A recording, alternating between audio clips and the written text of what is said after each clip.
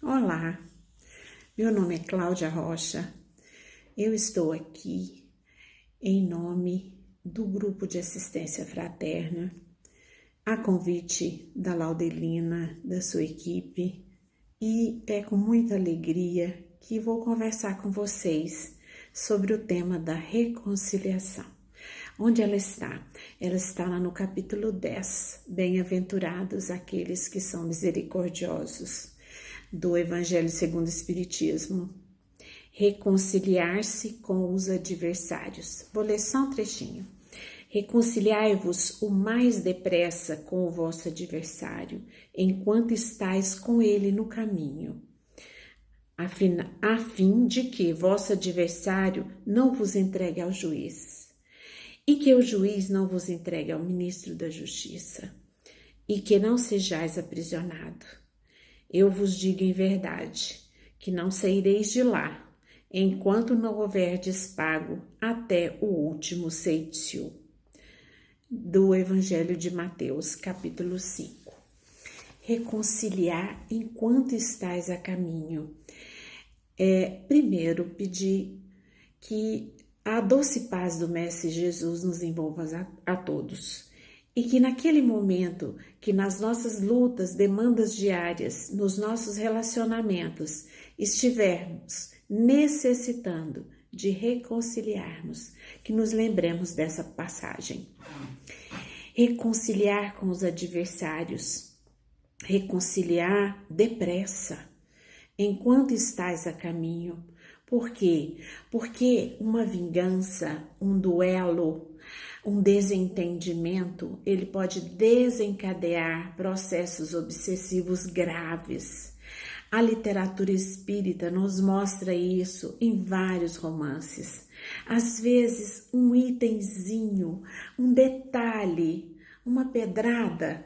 E aí eu vou falar rapidamente de um romance que me marcou muito há 2000 anos, do senador Públio e a sua esposa, quando iam levar o filho pequenino para uma estância em que era mais favorável para a saúde dele, o clima.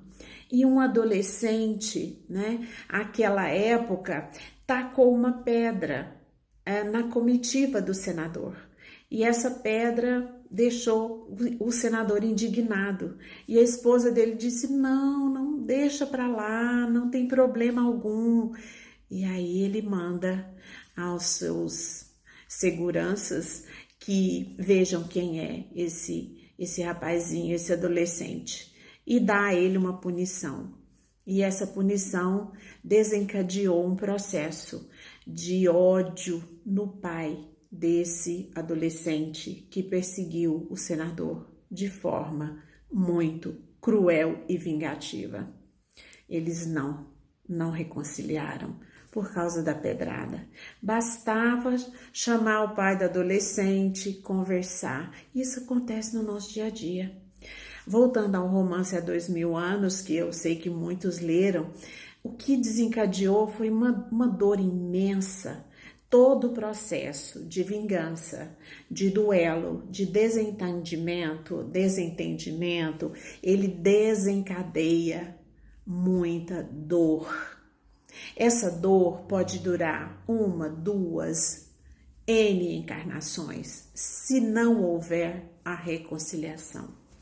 No romance há 2000 anos, o pai do adolescente que havia atacado a pedra na comitiva do senador foi preso e o pai não o encontrou mais. Mesmo quando o senador mandou que procurasse, já não se localizou mais esse rapaz, porque ele estava nas galés, recebendo lá a punição dele por ter afrontado o senador e a sua família. E para vingar, o pai desse adolescente foi lá e sequestrou o filho do senador e o criou como se fora seu, ensinando a essa criança, a esse jovem depois a odiar muito, culminando com o dia que ele vai por ordem do pai que o criou e cega o próprio senador. E aí o pai diz para o Públio, olha, esse é seu filho, que eu criei para fazer a minha vingança, porque você tirou o meu filho de mim.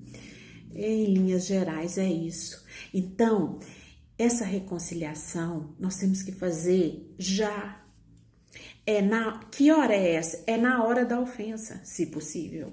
Se possível. E se não for possível, o mais breve possível, o mais depressa possível, como está transcrito por Mateus, né? Então, essa é uma visão do Cristo, quando ele nos pede que isso seja rápido, porque ele nos conhece.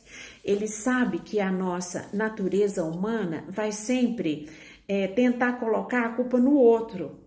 O outro que é responsável. Eu tive essa discórdia, eu tive esse desentendimento, mas foi o outro que me provocou, né? A gente tem essa natureza. Olha bem o que ele está fazendo comigo, então eu não tenho razão de não querer me reconciliar com ele, né? Então há um grande erro nisso, e isso não é cristão, porque o Cristo soube como ninguém perdoar. E na reconciliação está esse perdão. O Cristo foi o exemplo vivo do perdão e da reconciliação. Então, meus amigos, falando um pouquinho mais, nós temos aquela reconciliação macro e a micro. Eu ouvi essa expressão de um orador espírita, achei muito interessante. A macro reconciliação são essas relações nossas que estão mais distantes. Às vezes eu tenho raiva de uma pessoa que eu nunca vi, eu nunca debati com ela, eu nunca olhei nos olhos dela, eu nunca estive nem no mesmo ambiente que ela. Por exemplo, político. Né? O político, você tem uma raiva do político, você julga, você se encoleriza contra ele, sem nem conhecê-lo, sem nem ter sentado para tomar um café com ele. E você fica trazendo essa falta de reconciliação com você. Nós devemos, como cidadãos, ter a nossa ética, nós devemos ter o nosso compromisso coletivo com a nossa sociedade. Mas encolerizar-se e criar demandas e brigas, e ódios, e ressentimentos por uma pessoa que nem faz parte da sua existência, porque você nem está com ele a caminho. Porque a leitura diz reconciliar enquanto estás a caminho. Você não está caminhando com ele. Com quem que você está caminhando? Com a sua família, com seus amigos, com as pessoas que trabalham com você. E às vezes sai um pouquinho dessa esfera, naquele momento que, por exemplo, num acidente de trânsito, você tem uma demanda visceral com alguém. E ali você está conquistando um inimigo. Se você não souber da melhor forma compor essa demanda, se você não souber da melhor forma conciliar essa demanda. Então, quando você se envolve, por exemplo, num acidente de trânsito, cai naquilo que o Cristo pensa de nós, que nós sempre vamos pôr a responsabilidade no outro. Nós nunca achamos e aceitamos que a responsabilidade é nossa. E quando ela for, nós devemos, olha, me perdoa, me desculpa, você não vai ficar no prejuízo. É diferente quando você desce, você também é culpado. Você está conquistando um inimigo. E nós já temos muitos inimigos para as nossas demandas, das nossas várias existências. Então, vamos ter uma atitude tal para diminuir essa quantidade de inimigos, para diminuir as reconciliações que nós temos que processar. Então, é um convite, né? O Evangelho nos traz esse convite, ainda diz mais: bem-aventurados os que são misericordiosos. Se você entende que numa demanda o outro é que foi o errado, seja misericordioso com ele. E se você foi o errado? Se você foi o errado, com mais razão ainda, você deve pedir as desculpas e se reconciliar. Por quê? Porque a falta de reconciliação vai trazer para você inimigos. E esses inimigos, eles não estão só nesse plano dos encarnados, porque se você não se reconciliar, você vai ter um inimigo para uma outra dimensão. E esse inimigo pode machucar os seus afetos mais queridos para te atingir. A gente vê muito isso no trabalho mediúnico, né? Esses ódios, essas contendas mal resolvidas, que às vezes advêm de prejuízos financeiros, de questões que envolvem herança, de questões que envolvem relacionamentos afetivos mal resolvidos. Ah, mas o meu marido ou minha esposa foi agressor, não tinha como reconciliar. Você, seguindo o exemplo do Cristo, se não for possível isso ser dito, essa lide, essa demanda, essa briga ser resolvida olho no olho, resolva dentro de você. Resolva dentro de você. Como? Vibrando boas energias.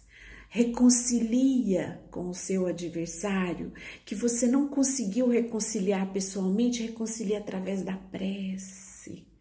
Reconcilia através do bom pensamento, do pensamento no bem.